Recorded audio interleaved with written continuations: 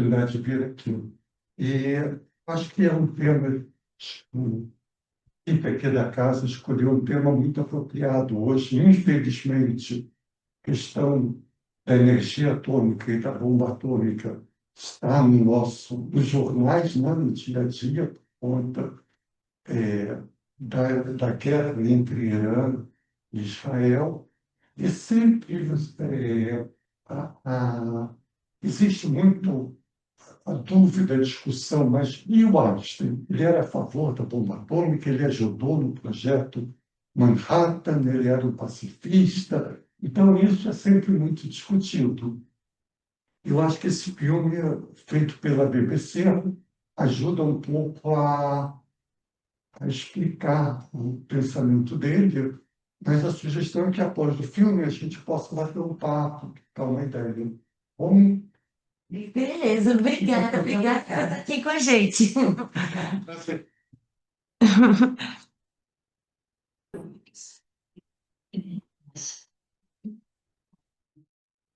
sugestão é que, falando um pouquinho, para levantar, dar uma esquentada, digamos assim, na conversa, mas que abra para a gente conversar, para as pessoas poderem perguntar, a gente trocar ideias.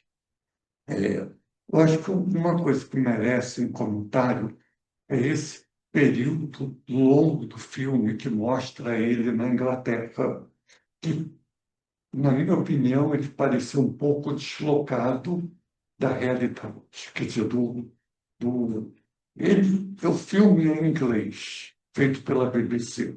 Então, na verdade, eles aproveitaram esse momento, esse período que o Einstein passou na Inglaterra de um mês, para, ao longo desse período, meio que fazer esse histórico, mostrando a trajetória dele.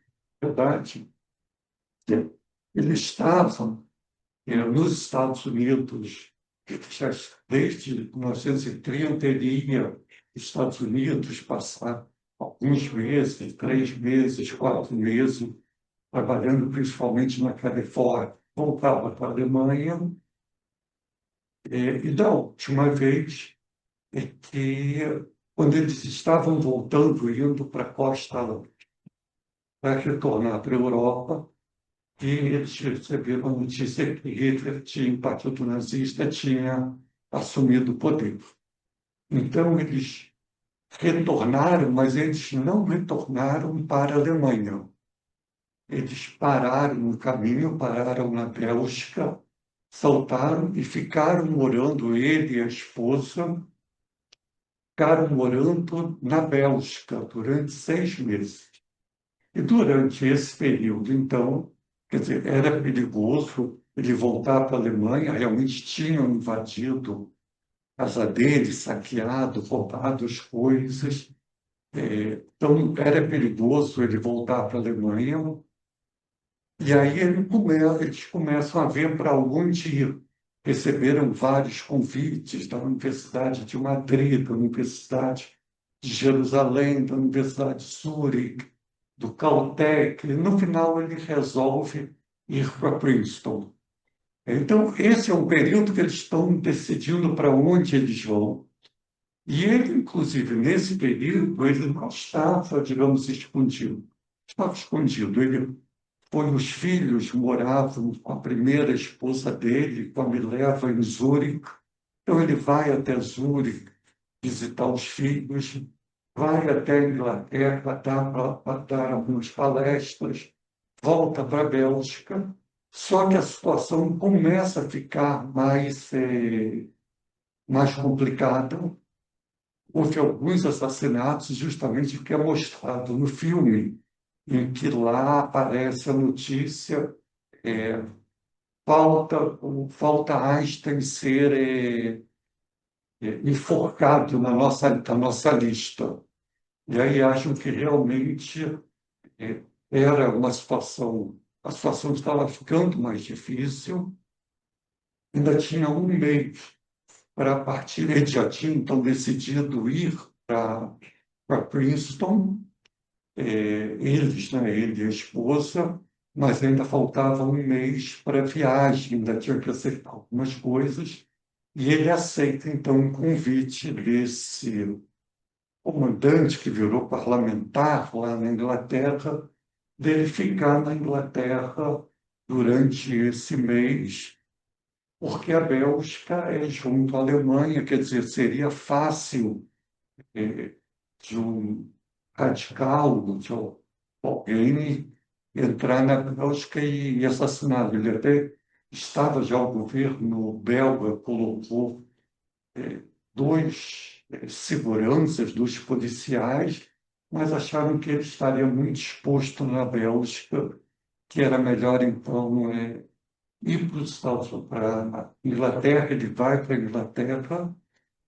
A Elsa, a esposa dele, continua na Bélgica, ajeitando as coisas da viagem, e aí então ela e a secretária Ellen Lucas, mais um outro amigo que pegam um navio, param na Inglaterra, ele sobe o navio e aí ele segue para os Estados Unidos, para Princeton. Então, na verdade, ele não ficou escondido todo o tempo, né? Mas uma parte desse período, quando ele volta dos Estados Unidos. É interessante que o filme, que justamente eles pegam esse um mês para representar, ilustrar toda a história dele. Quando foi feito esse filme? Não sei, tinha que ser. Isso. Quando? 2023 foi ao mesmo tempo. Rápido, né? E aí eu acho que até que foi uma resposta, né, Bernardo? Porque ali tem o personagem do Einstein, né? No filme também, mas coloca essa coisa do arrependimento ao outro cientista, né? O Bernardo. E aí, então, eu acho que eles fizeram meio que para contextualizar, né? A história real, né? Einstein, Isso, do Einstein. que ele não participa do projeto Manhattan, né? Quer dizer, ele em estado, quer dizer, quando ele está já nos Estados Unidos, isso, 1940, 41, 40, 41, e um colega dele, o Léo Szilard, né, europeu, trabalhava com essa parte justamente do... Eu acho que não era experimental, eu acho que era físico teórico. Não estava envolvido com essas experiências. O Léo Szilard, porque tinha mais contatos e conhecimentos, que ficou sabendo do interesse da Alemanha pelo urânio, na verdade, pelo urânio que havia no Congo, né, Congo belga. E daí despertou a hipótese de que eles poderiam estar pensando em desenvolver uma bomba atômica. E ele, então, sugere ao Einstein que, quer dizer, na verdade, a ideia primeira deles é escrever a Rainha da Bélgica, dizendo: olha, toma cuidado com a questão dos postos de urânio. E depois eles percebem que aquilo não ia dar muito certo. Eles eram europeus refugiados nos Estados Unidos, escrevendo para a Rainha da Bélgica, ou seja, eles iam criar uma confusão ali diplomática. E aí um conhecido que disse: não, eu tenho acesso ao presidente, se fizer a carta, eu levo ao presidente. E aí então ele fez a carta alertando aquilo que o filme mostra sobre o elemento urânio, sugerindo que ele desenvolva estudos sobre isso. E aí o governo americano, realmente, o presidente recebe a carta, e aí, em atenção ao Einstein, ele monta uma comissão para estudar a questão de energia nuclear, e libera uma verba para isso, né, de US$ 6.000. Eu até fui fazer a conversão, assim, né, quer dizer, de 1941 para agora, daria mais ou menos US$ 130.000, né, para quem trabalha com pesquisa. Vocês terem uma ideia, quer dizer, projeto Manhattan custou 2 bilhões de dólares, ou seja, 6 mil dólares para algo para. Na verdade, o projeto Manhattan começa, de fato, porque o Einstein não era, quer dizer, era bem considerado um grande cientista, mas o FBI tinha muitas desconfianças com relação ao Einstein, tanto que ele não participa do projeto Manhattan. Eles só vão começar a investir na bomba atômica quando o serviço secreto inglês que informa que eles estão desenvolvendo na Alemanha um projeto de uma bomba nuclear, e aí que nos Estados Unidos resolvem começar. Eles estavam mesmo? Eles começaram, mas o projeto não foi adiante. Não foi adiante. Se eu posso fazer, Claro, já. eu tinha 10 anos quando não é guerra. Eu me lembro, como criança, com 8, 9 anos, estamos em 1944, 43. Em 45, eu me lembro muito bem, quando o Goebbels, que era ministro de propaganda, e o Hitler mesmo, eles disseram, e muita gente na Alemanha acreditava nisso, que primeiro vieram as armas que atacaram Londres, onde foi o Bomb Free, e depois tinha uma coisa, uma arma assim, miraculosa, místico, que ia acabar com a guerra e a Alemanha ia ganhar a guerra. E o Hitler teria isso e fizeram muita propaganda em cima disso. O pessoal estava convicto, não era criança, não era criança. E eu vi que meu pai sempre disse que o Hitler é um maluco e tal, mas eu, como criança, achava que ele ia fazer alguma coisa para a Alemanha ganhar. Realmente conseguiram imprimir isso aqui como propaganda moderna naquela época.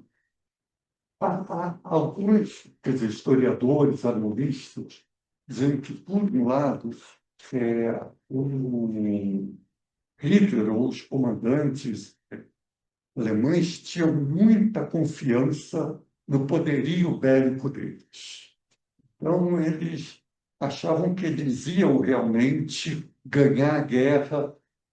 Tinha aquelas bombas V2 que eles mandavam para a Inglaterra, com os tanques.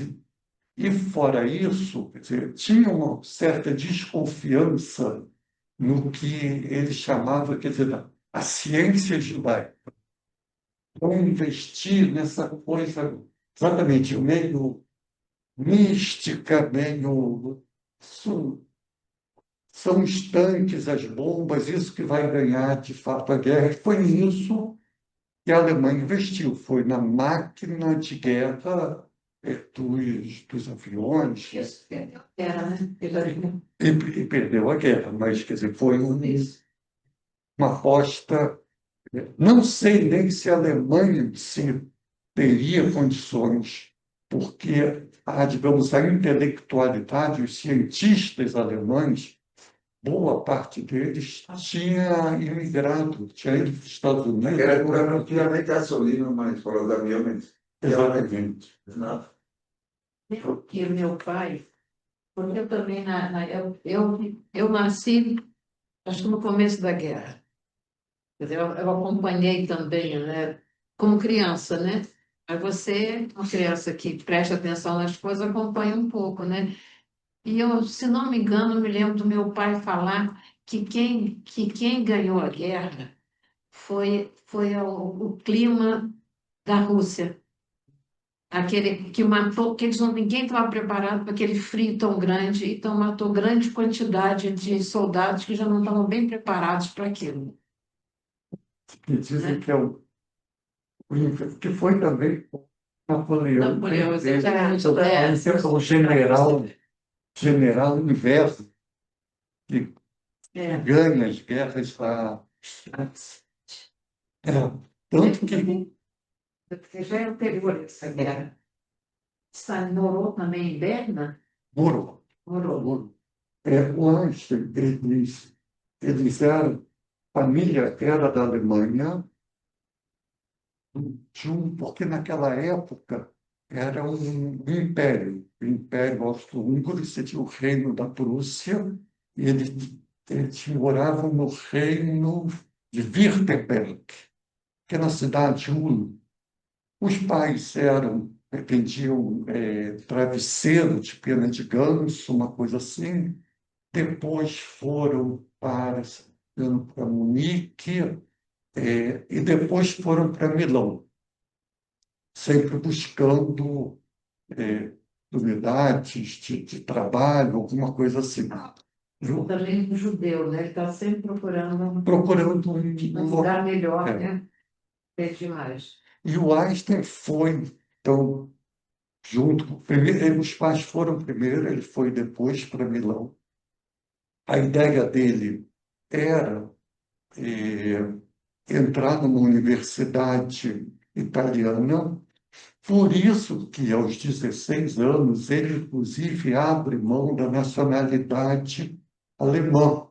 Não era por questões políticas, ideológicas, era para conseguir, primeiro, para não ser chamado para fazer serviço militar na Alemanha, e dois, para poder entrar numa universidade. E aí, então, um tio comenta que ele, em Zurique, a Politécnica de Zurique, ele não tinha terminado o ensino médio, mas se ele fizesse o equivalente ao vestibular, ele seria aprovado, não precisava ter ensino médio. Então, ele faz primeiro a prova, não passa, e aí fica um período numa cidade em Aral, estudando, e vai para Zurique, e aí então passa, faz a faculdade, se forma, e aí ele começa a trabalhar com professor particular, e aí ele consegue uma vaga num escritório de patentes em Berna. Aí então, Escrito, que ali morou. ali morou Albert Einstein, exatamente. No Jardim Zoológico, depois de Hilário. E, Estou visualizando a casa dele. não, exatamente. Ele mora lá, e é lá que esses artigos de 1905, da teoria da relatividade, são escritos lá, nesse período que ele estava em Berna fazendo doutorado já na Politécnica de Zurique. E aí, depois que ele fica, quer dizer, que ele publica os artigos primeiros, que ele começa a ser conhecido no meio acadêmico, que ele vai primeiro. Bom, nisso, quer dizer, aí sim ele pede a cidadania suíça, para ficar na Suíça. E aí depois que ele vai sendo mais conhecido, que ele é chamado pelo Max Planck para ir para Berlim. Ele reluta de início, e aí então ele retorna para a Alemanha, para Berlim, já como professor. Mas como cidadão suíço. E aí, essa coisa, ele não pega, ele continua com a nacionalidade suíça, mas os alemães, quer dizer, como ele era grande professor e tudo mais, então diz, não, mas ele é alemão. Tanto que ele tem, no filme, tem uma fala, que é um trechinho que ele comenta, que diz que se a minha teoria se mostrar correta, os suíços dirão que eu sou suíço, os alemães dirão que eu sou alemão, e os franceses dirão que eu sou um cidadão do mundo. Mas se a minha teoria é errada, os alemães vão dizer que eu sou suíço, não, os suíços vão dizer que eu sou alemão, os alemães vão dizer que eu sou judeu, então tinha essa coisa. Mas ele, quer dizer, não chegou. eh, ele era nascido na Alemanha, né? Mas ele não obteve uma nova, digamos, mas não pegou uma nova nacionalidade alemã. Mas ele era considerado um alemão suíço.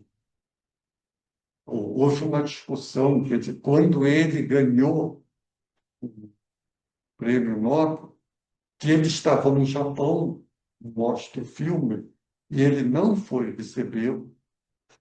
E aí teve discussão, inclusive, quem ia receber o prêmio Nobel, se era o embaixador da Suíça ou o embaixador da Alemanha, que viviam na Suécia.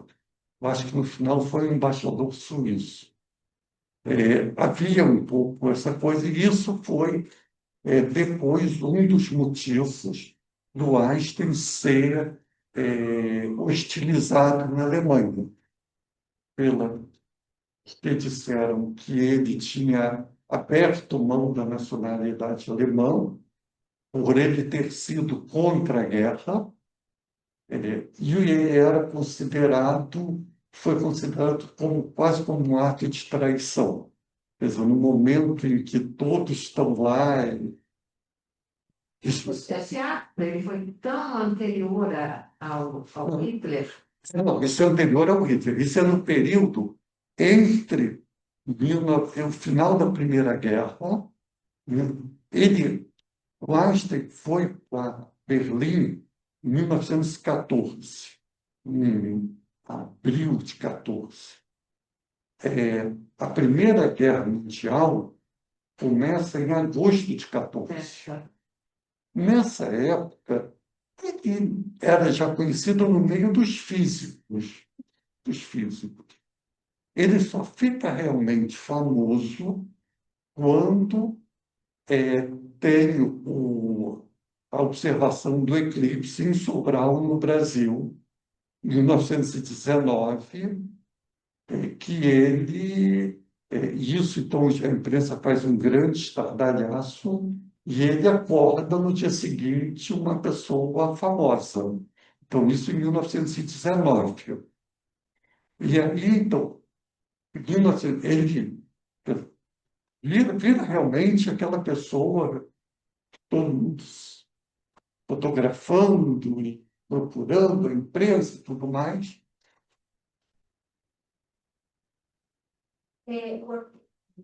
O acontecimento em Sobral, com esse momento que ele fica famoso com. Sim, qual foi essa relação? Foi esse momento. Foi esse momento. Na verdade, ele, quer dizer, ele previu, na teoria da relatividade geral, que já foi um pouco depois, foi em 1915, que, quer dizer, que dizer o seguinte: os corpos de grande massa, eles deformam o espaço em torno deles. Então, por exemplo, havia já uma questão de que os astrônomos percebiam que o Mercúrio, que era o planeta mais perto do Sol, os planetas fazem uma espécie de uma parábola em volta do Sol, de uma elipse em volta do Sol. Então, no momento que estava mais próximo, o Mercúrio dava chegava um pouquinho para o lado. E os astrônomos não entendiam, porque ele havia tchum, e aí continuava a órbita dele. Isso sobre Os astrônomos já tinham observado, mas não sabiam explicar. Mas aí esse fenômeno aparece sobre a cidade de Sobral. Não. Isso os astrônomos já. Aí o Einstein explicou disso. O Sol é um corpo de grande massa e ele deforma o espaço. Então, ele deforma o espaço onde Mercúrio passa, e isso faz que o Mercúrio dê uma dançada assim, né? E aí ele vai mais além. Ele diz que não só os corpos, mas a luz faria o mesmo movimento. Então, a luz também, quando passa ali, ela dá uma deformada. Como que você pode ver isso? Comprovado? Num eclipse, quando você consegue ver as estrelas próximas do Sol. Senão, você não consegue ver as estrelas próximas do Sol, porque a luz do Sol não permite. No eclipse, você consegue ver as estrelas. Então, o que os astrônomos fizeram? Viram aquelas estrelas, a posição delas em relação às outras. Depois, fora do eclipse, foram ver a posição das estrelas em relação às outras. E realmente estavam deslocadas pelo valor que o Einstein tinha previsto, calculado. E isso foi, quer dizer, ele previu em 1915. Aí depois teve a guerra, não conseguiram, até foi uma comissão para a Rússia, mas aí foram presos, depois da Revolução Russa. Foi uma comissão para não sei aonde, choveu. Assim que só o próximo eclipse total do Sol seria esse de 1919, tinham dois locais de observação, aqui no Nordeste do Brasil e no Oeste da África, na costa oeste ali da África. Gente Príncipe, por ali. E aí foi a comissão inglesa. E aí, então, eles fizeram os cálculos das posições das estrelas. Isso foi anunciado num grande evento em Londres. E aí foi aquilo, até o filme mostra, os jornais, ideias de Newton derrubadas, revolução na ciência, as luzes se encurvam no céu, o tempo é relativo. Pronto, vendeu o jornal que, como nunca, e o Einstein virou uma figura famosa. E aí, então, nesse período, ele já tinha se manifestado contra a guerra, e aí, então, esse período, a partir de 19, que, por um lado, ele é comemorado como um grande cientista, mas, por outro lado, hostilizado por ser judeu, por ter sido contra a guerra, por ter sido a favor do pacifismo, porque essas ideias científicas não tem como provar, isso não serve para nada. Era uma coisa que misturava. Eu, na verdade, eu fui entender um pouco isso, acho que a gente viveu isso pouco recentemente durante a pandemia, com essa questão de vacina, de cloroquina, que era uma coisa misturada, né? A ciência com a ideologia, com a questão política. Então, todo mundo era médico, todo mundo sabia, todo mundo. E eu acho que com relação à teoria da relatividade era um pouco isso também. Tanto que aquela pessoa que está dando a palestra, aquele grande salão, não era um físico, ele fala, é um médico, porque se discutia muito mais filosoficamente do que. Não, quer dizer, tinham, claro, físicos ou astrônomos discutindo. Não, esse valor que foi calculado é o valor, tem um erro nisso, isso pode ser. Então, tinha o pessoal discutindo ciência, mas tinha muita gente discutindo. O que é isso? Isso é um delírio. Isso não é ciência. Então, teve um pouco. Quer dizer, foi esse contexto entre guerras que o Einstein viveu. Em alguns momentos, ele pensou em sair da Alemanha, mas ele depois, por duas vezes, ele pensou em sair da Alemanha. Uma, ele tinha acabado de chegar, foi tinha muitas críticas, ele pensou em sair, e aí disse, não, Você tem que ficar, a Alemanha é o centro da física, Berlim, a Alemanha, Berlim, o centro da física, e ele resolve. O que me parece, apesar de ele aparentar muita calma, é que ele era um espírito atormentado, né? Ele era um. Bom, a gente fala como se a gente fosse íntimo dele, né? Mas, quer dizer, pelo que se lê, e, quer dizer, eu li muito sobre a estada dele no Brasil. Então, muito como que os jornais noticiavam, tudo mais. E o que a gente percebe é a impressão que dá. Primeiro, ele gostava de uma conversa. Era uma pessoa, gostava de uma conversa, gostava de um bom vinho. Era muito simples, né? Ele detestava aqueles eventos que ele tinha que ser engravatado e botar. Então, por exemplo, aqui no Brasil, a gente está misturando aqui as coisas, mas pensando aqui no Brasil, aí as pessoas, a imprensa, a, a bagagem de Einstein é um terno de brim branco e um violino. Mas ele era, onde comentava, o sapato dele era um sapato meio assim, meio um tênis, meio, não era um sapato de couro. Então mas ele aceitava, assim, Ele já como tá, já era tudo diferente.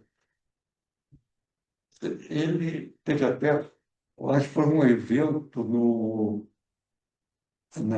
Uruguai, lá com o presidente, não sei o quê, que aí ele teve que botar um terno preto, não sei o quê. E aí no diário dele ele escreveu: foi muito agradável, as pessoas muito gentis, muito alegre, mas sem smoking não dá, não vai. Do tipo, tem que botar um smoking. Então, ele meio que aceitava, ele se resignava dessa, mas ele dessa formalidade, mas ele meio que tentava fugir. Ele era uma pessoa que gostava de sentar, tomar um café, bater papo, eh, tinha esse humor muito irônico. Então, às vezes, os jornalistas perguntavam, ele dava essas respostas bem irônicas. Hã? É. Inteligente.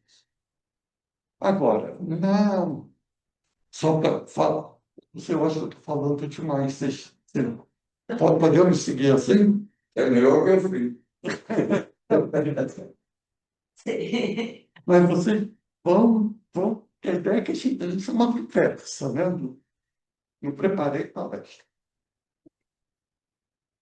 Alguém quer quer comentar o filme, quer perguntar alguma coisa? Belezinha? Eu só queria fazer um comentário. Como é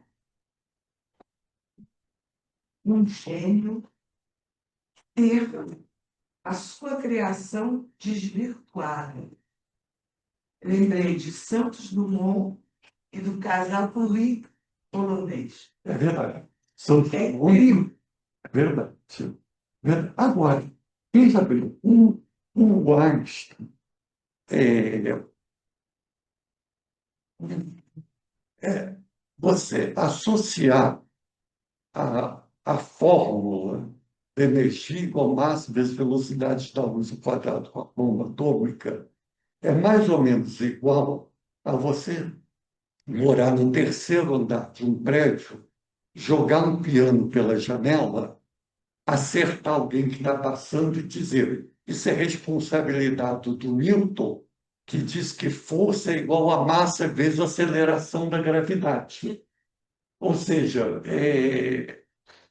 porque a fórmula em si não ensina como fazer mais ainda. Quer dizer, pela fórmula, na verdade, qual é a ideia? Você tem uma quantidade de massa pode se transformar numa energia. Então, por isso, se você tem um punhado de moedas, que tem uma massa você consegue, com essa massa, teoricamente, iluminar a cidade de São Paulo por um mês. Quer dizer, é um valor muito alto. Isso não tem tanta relação com a bomba atômica. Isso é uma questão de massa, de massa. Agora, como que você faz que essas moedas se tornem uma energia para sustentar a cidade de São Paulo? Na verdade, os cientistas, e aí não era o Einstein, isso era a Irene Curie, filha da Madame Curie, na França, tinha um pessoal na Alemanha, tinha o Fermi na Itália, eles estavam trabalhando com radioatividade e com a questão de bombardear um átomo com uma energia e ver o que acontece com as partículas que saem e com a energia que libera. Então, eles conseguiram fazer isso, o Fermi conseguiu fazer isso, mas o que acontece? A energia necessária para bombardear o átomo era muito maior que a energia que é liberada. Bom, o Léo Szilard, que ele descobre a reação em cadeia. O que é a reação em cadeia? Você joga um pouco de energia no átomo. Esse átomo libera mais energia e libera partículas. Essas partículas vão atingir outros átomos, que vão liberar energia e vão liberar mais partículas, que vão atingir outros átomos, que vão. E aí, então, você tem uma reação em cadeia que vai produzindo energia. Então, esse é, digamos, o princípio da bomba atômica, não é necessariamente a transformar a massa em energia, mas é liberar a energia que está contida no átomo, que vai liberar partículas, que vai acertar outros átomos, que vai liberar e vai, então, produzir uma grande explosão. Então, não é exatamente a transformação, é mais a liberação de energia que está contida nos átomos no núcleo do que a transformação de matéria em energia. E é um pouco isso, essa questão que, para fazer essa reação em cadeia, o urânio 235, ele é criado. Existem, isso a gente estudou na escola, que são os isótopos, são elementos que você tem números de nêutrons diferentes. Então, você tem urânio 235, urânio 238. Urânio 238 não consegue fazer a reação em cadeia. Urânio 235 consegue, o plutônio consegue. Só que o urânio 235, isótopo 200, o 235 é o número de prótons mais o número de nêutrons, que dá 235. Ele, na natureza, ele é menos de 1%. Ele é na faixa 0,7, 0,9%. O restante é o urânio 238. Então, quando se fala em enriquecimento de urânio, inclusive agora está se falando muito lá na questão do Irã, capacidade, na verdade, o enriquecimento de urânio é conseguir separar o urânio 235 do 238 para ele ficar puro, quer dizer, porque se você tiver muito urânio 238, a reação em cadeia vai ser logo, não vai Sim, mas já. se irradiar, exatamente. Como no 235, então tem que ter uma concentração maior do 235, e é esse processo que eles estão discutindo, das centrífugas. Mas, sem entrar dentro desses detalhes, o conflito de consciência do Einstein como pacifista e como sentir uma certa culpa, talvez por ter sentido da bomba, mas tem tantos outros campos da energia atômica nuclear benéfica. Naquela época não se sabia como controlar. Hoje bem se controla a energia nuclear, ele cria mais energia na saúde, tem vários benefícios de tudo isso. Esse não se fala sobre isso porque não existia esse negócio por causa da guerra, da potência de fazer alguma coisa nesse período. Na realidade, tem tantas outras coisas que são pacíficas. Mas isso, essa sensação, teve com Einstein e com outros cientistas, inclusive com cientistas, com físicos brasileiros, com físicos brasileiros que não participaram, que estavam aqui no Brasil, que não se envolveram, mas os cientistas se sentiram meio responsáveis pela questão da bomba atômica. Então, isso colocou os cientistas numa situação de reflexão. Todos eles, e o Einstein, inclusive, né? Quer dizer, poxa, a gente faz a ciência querendo entender que o mundo, que é o mundo, que é o universo, que é a matéria, e de repente esse conhecimento é transformado numa arma de destruição. Quanto nós, cientistas, somos responsáveis por isso? Então, havia muito esse sentimento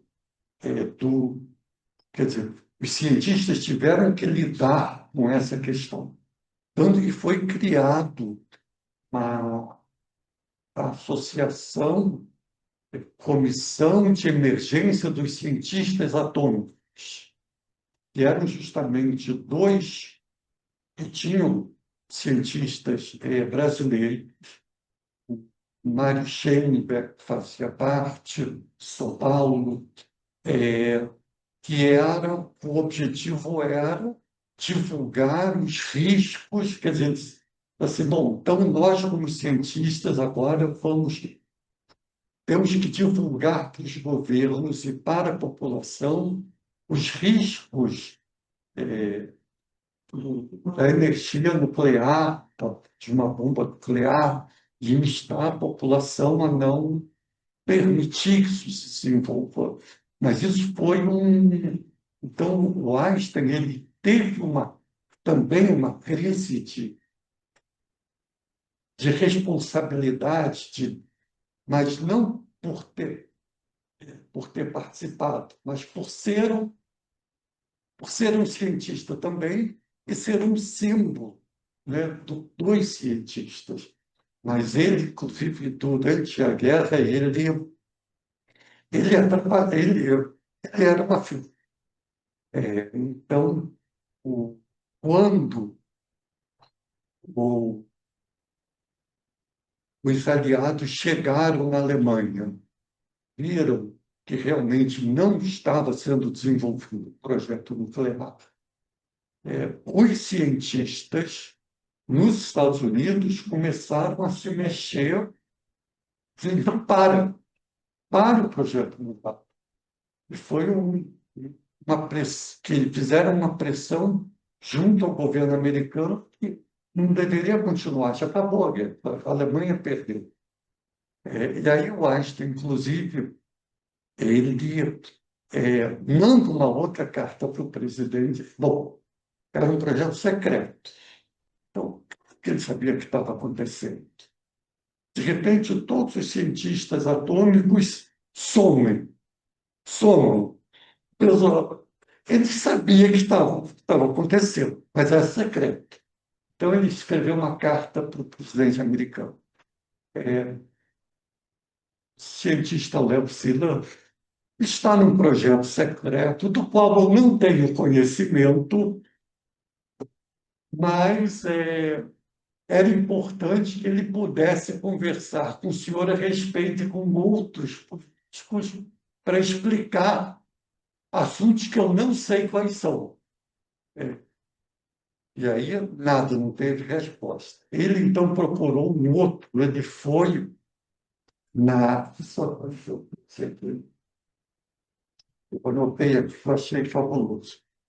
O Niels Bohr, que é um cientista dinamarquês que tinha ido aos Estados Unidos também, refugiado, estava participando do projeto Manhattan. O Einstein sabia disso, e aí ele não sabia como falar com Bohr. E aí ele foi na embaixada da Dinamarca e disse, olha, eu preciso falar com o Niels Bohr, porque tem aí um problema nuclear, eu preciso conversar com ele. Eu sei que aquilo foi um alvoroço, porque... E aí mandaram o Niels Bohr para conversar com o Einstein. E aí o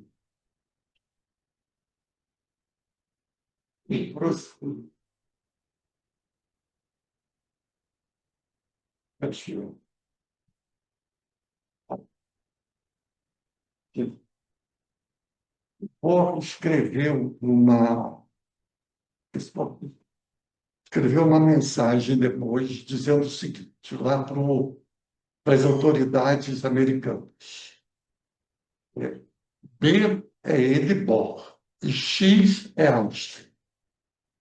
Confidencialmente, P informou X que os governantes responsáveis nos Estados Unidos e Inglaterra estão totalmente conscientes do escopo do desenvolvimento tecnológico e suas atenções estavam voltadas para os perigos à segurança mundial, bem como para a oportunidade única de buscar uma relação harmoniosa entre as nações, que o grande avanço científico envolve. Em resposta, X, diz Einstein, assegurou mesmo que ele entendeu bem a situação e que iria não apenas se abster de qualquer ação, como iria, sem qualquer referência à sua conversa confidencial com Deus, realçar junto aos amigos com quem ele tinha falado sobre o assunto, que era indesejável qualquer discussão que pudesse comprometer a delicada tarefa dos governantes. Ou seja, o Einstein disse, ok, então vou falar para o pessoal que eu não falei nada para ninguém, mas, enfim. Mas eles, houve um... E isso, eu acho que isso, no filme do,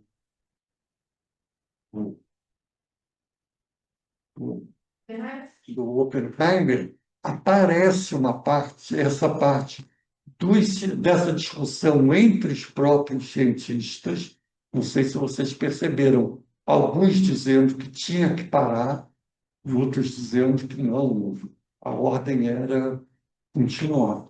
E havia justamente que o motivo original tinha, em princípio, se encerrar. Situação, né? Fizeram mostrar assim. Então, na época ainda não tinha.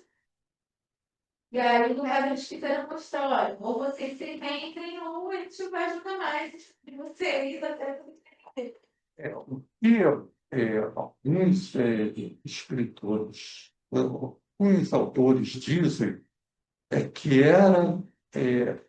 havia o perigo da União Soviética entrar na guerra também, ou seja, porque se ela entrasse junto com os Estados Unidos, eles iam ser, quer dizer, os Estados Unidos ia ter que dividir a vitória com a União Soviética.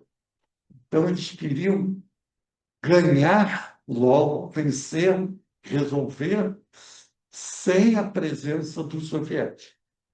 Então, era mais uma coisa de terminar logo, porque senão aquilo.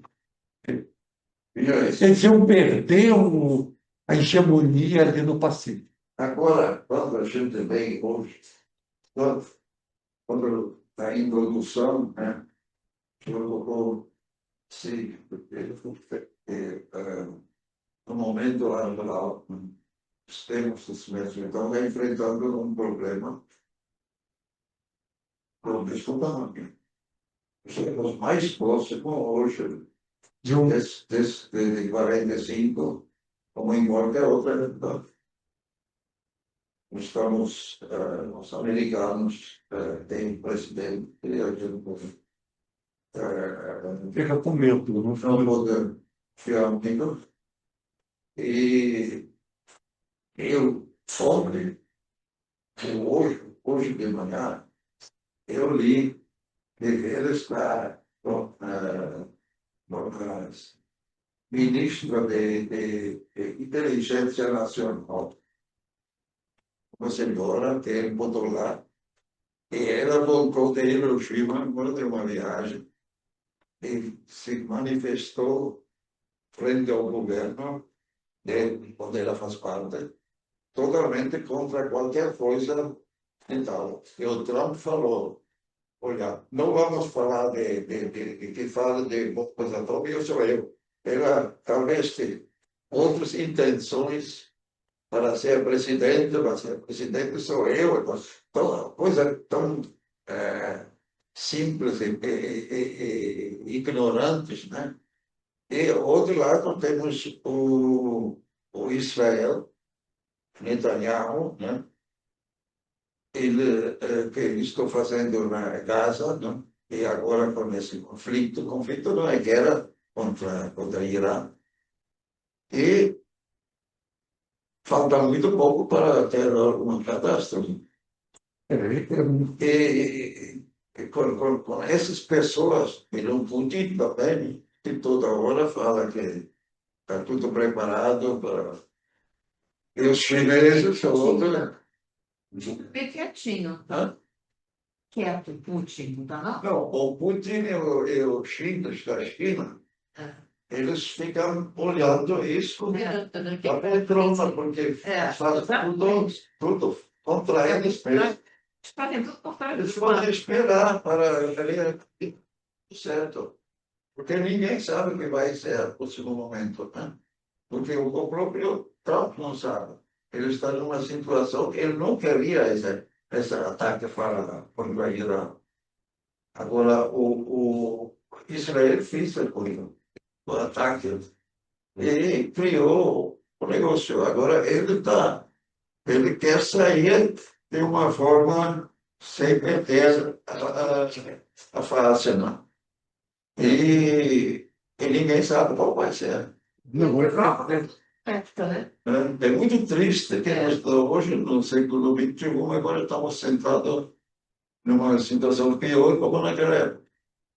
Então, Israel tem que se defender. Tem que se defender, mas também tem que tomar cuidado com a população, que não tem nada a ver com isso. Sim, mas eles não bombardeiam, ou seja, eu acho que ele não bombardeia mais hospitais, mais o pessoal civil. Na guerra, Bombardeia-se tudo, né? na guerra, Mas eles têm mais. Sim, na guerra.